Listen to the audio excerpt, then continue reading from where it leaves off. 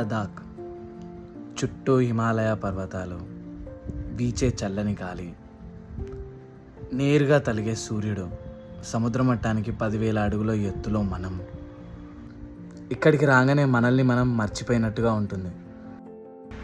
అది మొదటిసారైనా, రెండోసారైనా, ఎన్నోసార్లైనా. ఇక్కడికి రాగానే పాత జ్ఞాపకాలన్నీ ఒక్కసారిగా నా కళ్ళల్లో మెదిలినాయి. పదండి ఈసారి ఈ లదాఖ్ ప్రయాణాన్ని మొదలు పెడదాము.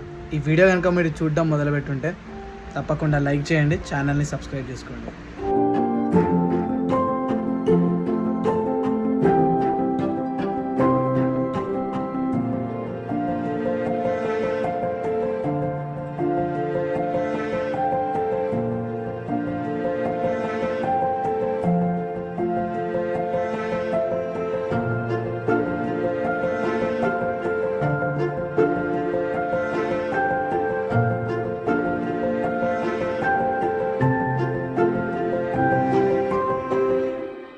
అందరికీ హాయ్, హలో, నమస్తే, ఆదాబ్. This is Vijay. Welcome back to my YouTube channel ride with Vijay. So మళ్ళీ మనం మన ఫేవరెట్ డెస్టినేషన్లో ఉన్నాం, Ladakh, Leh Ladakh, every bikers dream. So ఇప్పుడు చాలామంది అనుకోవచ్చు, అన్న మీరు ప్రతి సంవత్సరం లదాఖ్ వెళ్తారు, లదాఖ్ ఏదో పక్కకున్నట్టు ప్రతి కొత్త ప్లేసెస్ ఎక్స్ప్లోర్ చేయొచ్చు అని చెప్పి. సో ఈసారి లదాఖ్లో కొత్త ప్లేసెస్ ఎక్స్ప్లోర్ చేయడానికి నేను ఇక్కడికి వచ్చిన. అండ్ లదాఖ్ అనేది ఒక్కసారి వెళ్తే అయిపోయే ప్లేస్ కాదు. ఇది ఎన్నిసార్లు వచ్చినా సరే ఈ ప్లేస్కి మళ్ళీ మళ్ళీ రావాలనిపిస్తుంది. అంత కొత్తగా ఉంటుంది, ప్రతిసారి కొత్తగానే ఉంటుంది. Just like old time. చాలా రోజుల తర్వాత మళ్ళీ మోటార్ సైకిల్ రైడ్ స్టార్ట్ చేసినాం మనం. సో గేర్ పైన హెల్మెట్ క్లీన్ చేసిన, గోప్రో చెక్ చేసిన, కెమెరా చెక్ చేసిన, బండి పైన లగేజ్ అంతా సెట్ చేసిన. అండ్ మన బైక్ హైదరాబాద్ నుంచి లదాఖ్ దాకా వచ్చింది. సో దీనిలో ఒక చిన్న ప్రాబ్లం ఉంది, ఒక చిన్న బోల్ట్ ఇరిగిపోయింది అండ్ ఎయిర్ ఫిల్టర్లో ఒక చిన్న ఇష్యూ ఉంది. సో ఈ రెండు ప్రాబ్లమ్స్ని సాల్వ్ చేయడానికి ఈరోజు నేను ఇక్కడ నుంచి నాకు తెలిసిన ఒక మెకానిక్ ఉన్నాడు, అక్కడికి వెళ్తున్నా. అక్కడికి వెళ్ళి ఇవన్నీ సెట్ చేపిద్దాం. అండ్ ఈరోజు రైడ్ ఒకసారి ఇదంతా సెట్ అయిపోయిన తర్వాత ఎక్కడికి వెళ్తున్నా ఏం సంగతి అనేది చెప్తా. బట్ స్టిల్ ఒక హెడ్సప్ ఇస్తా. సో ఈరోజు just like warmup ride, sightseeing లదాఖ్లో. మనం శాంతి స్తూప, లే ప్యాలెస్, సంగమ్, ఇంకా మ్యాగ్నెటిక్ హిల్, ఈ 4 ప్లేసెస్ మనం కవర్ చేస్తాం. చాలామంది రూట్ మ్యాప్ గురించి కూడా అడుగుతూ ఉంటారు లదాఖ్ రైడ్లో. సో ఈ ప్లేసెస్ మీరు నోట్ చేసుకొని పెట్టుకోండి. ఒకవేళ ఫస్ట్ డే లదాఖ్లో ఏమేమి చూడాలి, ఏమేమి చేయాలనుకుంటే ఈ ప్లేసెస్ మీరు విజిట్ చేయొచ్చు. ఇవి కాకుండా మీరు ఏమైనా చేయాలనుకుంటే హాల్ ఆఫ్ ఫ్రేమ్ అని చెప్పి ఒక ప్లేస్ ఉంటుంది, ఆ ప్లేస్కి కూడా వెళ్ళొచ్చు. లిటరల్లీ ఆ ప్లేస్కి వెళ్ళి ఆ హిస్టరీ అంతా చూసి ఒక చిన్న థియేట్రికల్ వీడియో ఉంటుంది, అది చూసినప్పుడు మన కళ్ళకి వెళ్ళి నీళ్ళు వస్తాయి. పదండి, మీ అందరినీ నేను మోటో బ్లాగ్లో కలుసుకుంటా. మనం ఎప్పుడైతే కరెంట్లీ ఆ మెకానిక్ షాప్ దగ్గరికి వెళ్ళి మన బైక్ని ఫిక్స్ చేపిద్దాం.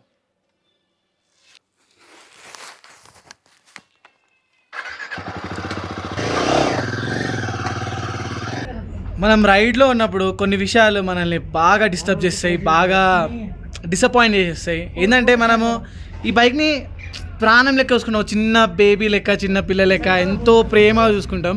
అండ్ ఇప్పుడు ఈ బైక్ ఎవరైతే నడిపించుకుంటూ వచ్చిరో వాళ్ళకు కూడా బైక్స్ అంటే ఎంతో ఇష్టం, వాళ్ళు కూడా అంత ప్రేమగా అక్కడి నుంచి తీసుకొచ్చారు.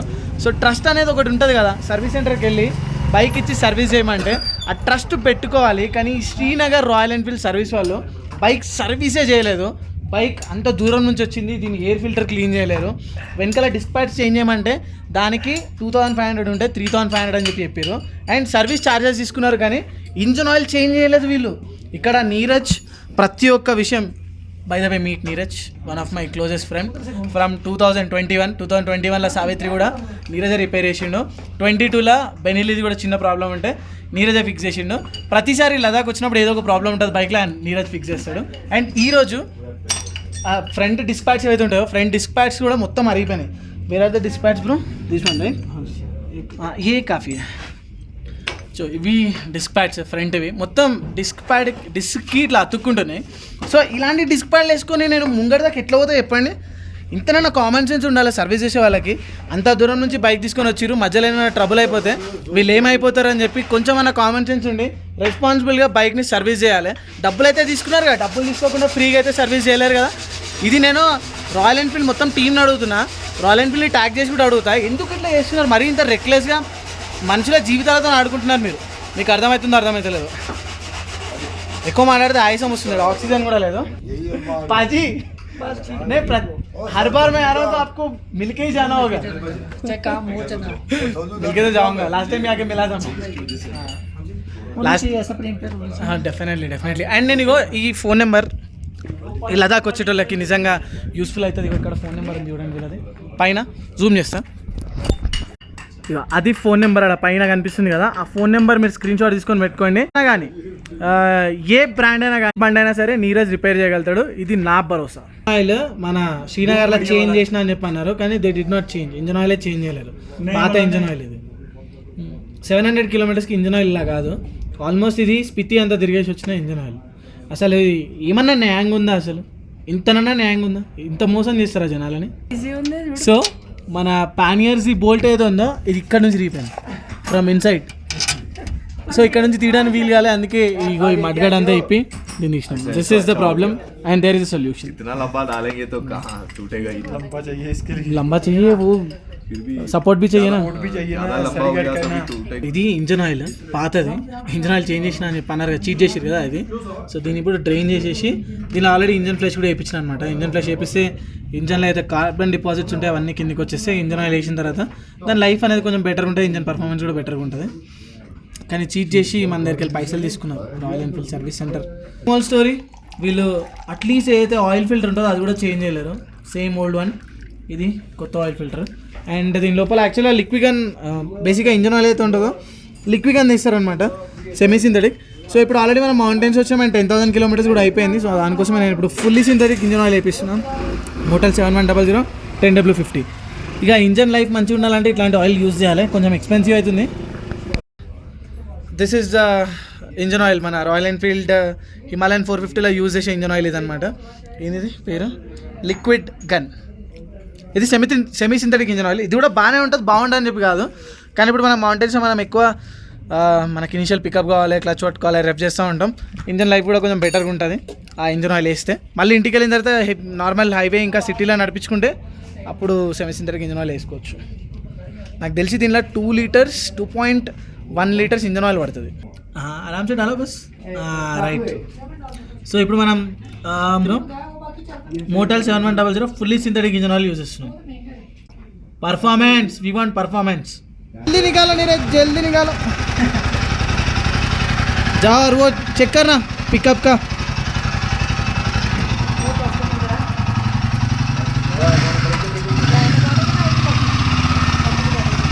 ఆల్రైట్. సో లదాఖ్ వచ్చిన తర్వాత మన బైక్కి సర్వీస్ ప్రైస్ యాక్చువల్గా ఇది ఓకే, కానీ ఇది కూడా కొంచెం హెవీయే. నాకు 4150 రూపీస్ అయింది.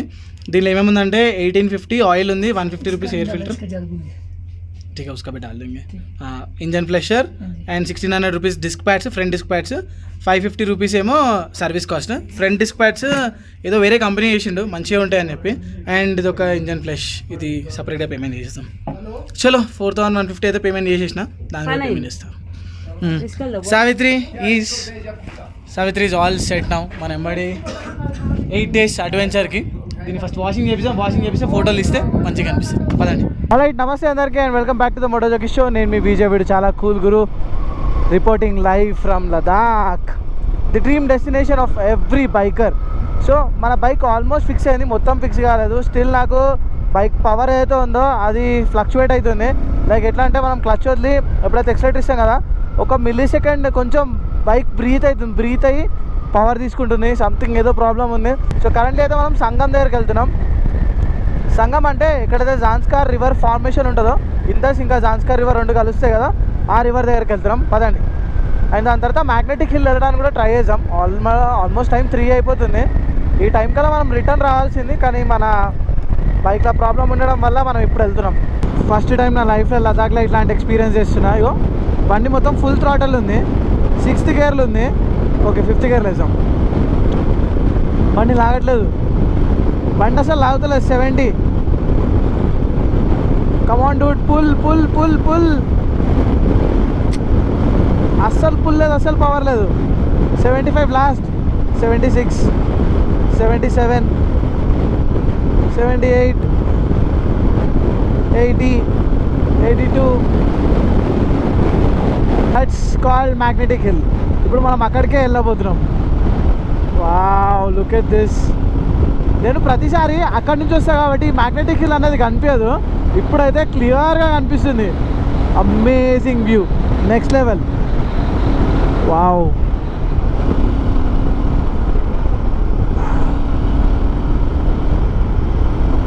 Let's go there. Magnetic hill నన్ను ఇక్కడ నుంచి పుల్ చేస్తున్నాడు అనిపిస్తుంది. I'm just kidding. ఆ మ్యాగ్నెటిక్ హిల్ది ఫినామినా ఏదైతే ఉందో, మ్యాగ్నెటిక్ హిల్ దగ్గర మనం నిలబడ్డప్పుడు మనకి ఆ ఫీలింగ్ అనేది కనిపిస్తుంది. As we have reached. And మన మొత్తం గ్రూప్ కూడా ఇక్కడనే ఉంది. నంద్యాల నుంచా?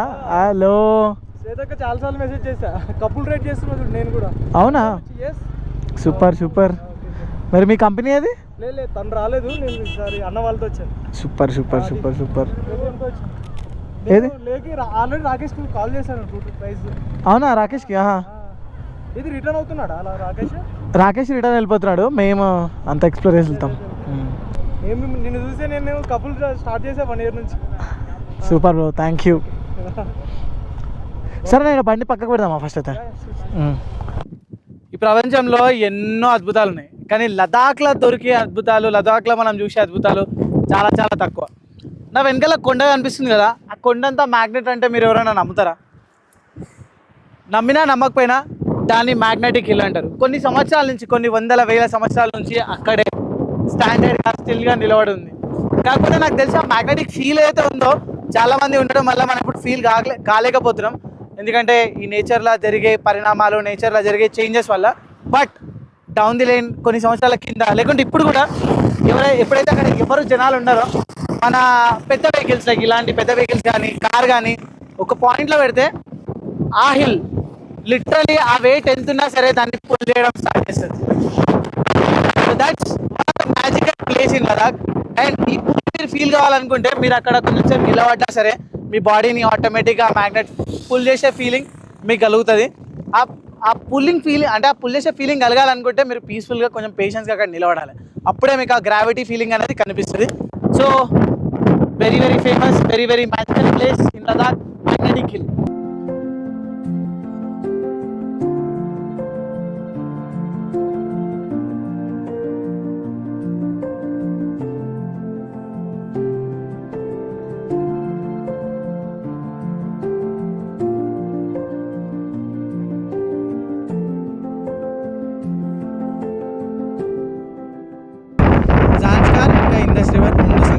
ఇక్కడ మీరు ఆ వాటర్ కలర్ చూడొచ్చు డిఫరెన్స్.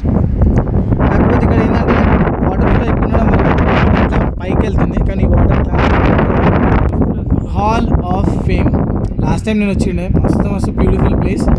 ఇప్పటివరకు ఇండియన్ ఆర్మీ ఏదైతే కార్గిల్ కానీ లదాఖ్ కానీ వారియర్స్ ఎవరైతే ఉన్నారో వాళ్ళ గురించి డీటెయిల్ హిస్టరీ ఉంటుంది.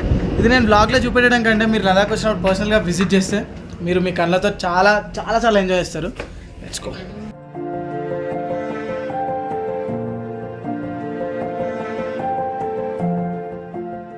సెకండ్ టైం నేను ఇది మళ్ళీ హాల్ ఆఫ్ ఫేమ్కి రావడం, మళ్ళీ ఒకసారి మన ఇండియన్ ఆర్మీ ఇట్లాంటి టఫ్ సిచ్యువేషన్లలో ఎట్లా సర్వైవ్ అవుతారు, ఇప్పటిదాకా ఏమేమి సాధించారు, అండ్ పరమవీర్ చక్ర, మహావీర్ చక్ర ఎవరెవరికి వచ్చినాయి, వాళ్ళు ఎలా అవి సాధించారు అన్నది, ప్లస్ మన ఇండియన్ బార్డర్స్ ఎక్కడెక్కడ మన ఇండియన్ బార్డర్స్ ఉన్నాయి, ఎక్కడాక పిఓకే ఉంది, ఎక్కడాక లైన్ ఆఫ్ కంట్రోల్ ఉంది, యాక్చువల్ లైన్ ఆఫ్ కంట్రోల్ ఉంది, అవన్నీ దీనిలో డీటెయిల్గా ఉంటాయి. సో నాకు వీడియో చేసి మీ అందరికీ షార్ట్కట్లో చూపెట్టాలని చెప్పలేదు. మీరు ఇక్కడికి లదాఖ్ వచ్చినప్పుడు డెఫినెట్లీ ఇది విజిట్ చేయండి. మీ కళ్ళతో చూస్తే మీకు కలిగే ఫీలింగ్ నెక్స్ట్ లెవెల్ ఉంటుంది. చలో సక్సెస్ఫుల్లీ మన హాల్ ఆఫ్ ఫేమ్ అయితే అయిపోయింది, ముందుకెళ్దాం మనం. ఈరోజు లిస్ట్లో లాస్ట్ ప్లేస్ శాంతి స్తూప. నేను ఆల్రెడీ మీరు శాంతి స్తూపాది డ్రోన్ షాట్ చూసి ఉంటారు. సో ఈరోజు అంటే లదాఖ్ సైట్ సీయింగ్లో ఒక్కటి లే ప్యాలెస్ ఒకటి వదిలేసినాం మనము, అందరంతా టైం లేకుండా ఉండే, బట్ మిగతా అన్నీ కవర్ చేసినాం. చాలా మంచి పీస్ఫుల్ ఈవినింగ్, పీస్ఫుల్ సన్సెట్ని శాంతి స్తూపలో మనం ఆస్వాదిస్తాం.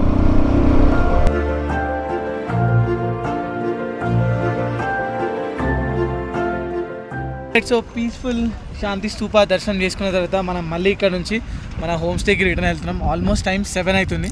7 అయినా కానీ క్లైమేట్ చూడండి, ఇక్కడ సన్సెట్ ఆల్రెడీ అయిపోయింది, కానీ క్లౌడ్స్లో ఇంకా సన్లైట్ ఉంది. బికాస్ మనం లదాఖ్లో ఉన్నాం, 10,000 feet అబోవ్ సీ లెవెల్. పదండి వెళ్ళి కొంచెం అట్లా స్నాక్స్ అవి తిందాం. Let's go. సక్సెస్ఫుల్లీ ఈరోజు సైట్ సీయింగ్ అంతా అయిపోయింది లదాఖ్ది.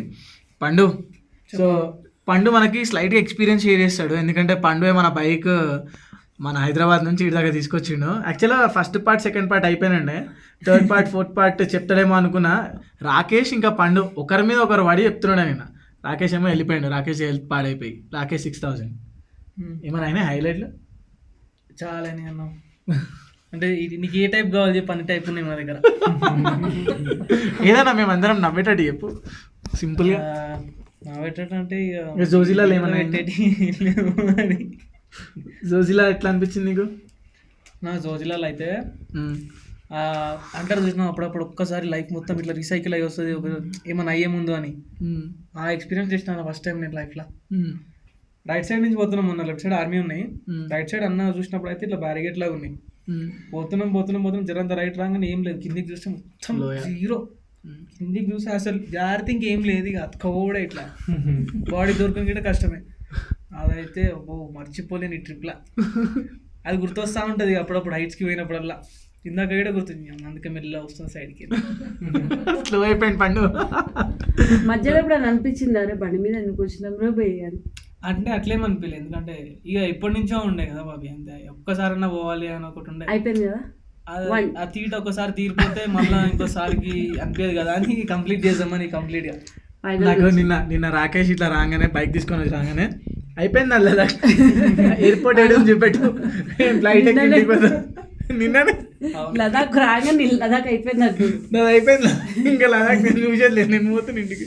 ఆయన అదే పని చేసాడు. అయిపోయింది వాళ్ళకి ముఖం ఇంత ఉబ్బింది. బ్రీతింగ్ ప్రాబ్లం చాలా ఉండే. నీకెట్లు ఉబ్బింది అప్పుడు? సేమ్ అట్లనే నాకు దారుణంగా ఉబ్బింది. నేను నేపాల్లోనే తయారైనా. ఫస్ట్ టైం నాకు ఏమైంది తెలుసా, ఇవి ఉంటాయి కదా చూపిస్తుంది, నేపాల్ వాళ్ళు ఎట్లుంటారు ఇట్లా మొత్తం ఇవన్నీ ఇట్లా ఇట్లా ఇట్లుంటాయి, దొడ్డిగా కళ్ళు చిన్న అయిపోతే ఇవి కూడా ఉబ్బినాయి నాకు. దారుణంగా కూడా ఆరోగ్యం ఎక్స్పీరియన్స్. నాకు కళ్ళు కనిపిస్తే ఇంతనే ఉన్నాయి. హైలైట్ ఏంటంటే నెక్స్ట్ డే ఇవి రికవర్ అయినాయి. పగిలిపోతే అంటే మనకి దెబ్బ తగిలిన తర్వాత ఇట్లా చిన్న గీతలు వస్తాయి కదా, ఆ గీతలు వచ్చి బ్రౌన్ కలర్ అయింది. స్వెట్ వస్తున్నప్పుడు నేను ఫింగర్తో ఇట్లా అంటే నాకు ఈ స్కిన్ ఇట్లా వెళ్ళిపోతుంది అన్న సెన్సేషన్ ఉంది. ఆ గ్లౌస్తో ఇట్లా అనాలంటే భయం. కొన్ని ప్లేసులు అయితే చెమట ఇట్లా కళ్ళకి వెళ్ళి గారి కిందికి వచ్చింది, ఇట్లా పొట్టు లేచిపోయింది మొత్తం దారుణంగా. సో ఇవి మా లదాఖ్ ఎక్స్పీరియన్స్లు. సో మీరు కూడా వస్తే ఇట్లాంటి ఎక్స్పీరియన్స్లు అవుతాయి. ఇట్లాంటివి చెప్పడానికి ఇవన్నీ మేము కూడా మస్తు చేసినాం అదే చెప్పి అనుకుంటారు, కానీ వచ్చి చూస్తే అది నెక్స్ట్ లెవెల్ ఉంటుంది. కానీ ఏ మాటగా మాట చెప్పాలి, మేము ఏదైతే హోమ్ స్టేలు ఉన్నామో లివింగ్ స్టోన్స్, వీళ్ళైతే ఇది ఇంకో ఇల్లులే కనిపిస్తుంది. ఇక్కడ ఫుడ్ కానీ కాఫీ కానీ స్టే కానీ ఎవ్రీథింగ్ ఈజ్ గ్రేట్. సో రేపు మన అసలు సిసలైన అడ్వెంచర్ స్టార్ట్ కాబోతుంది. సో ఇక్కడ దాకా మీరు వీడియోస్ చూస్తూ ఉంటే తప్పకుండా లైక్ చేయండి, కమెంట్ చేయండి. ఛానల్ ఇంతవరకు సబ్స్క్రైబ్ చేయకపోతే రైడ్ విత్ విజయ్ ఛానల్ని సబ్స్క్రైబ్ చేసుకోండి. ఇంకో వీడియోలు కలుసుకుందాం. అంతవరకు టేక్ కేర్, టాటా బాయ్, జై హింద్.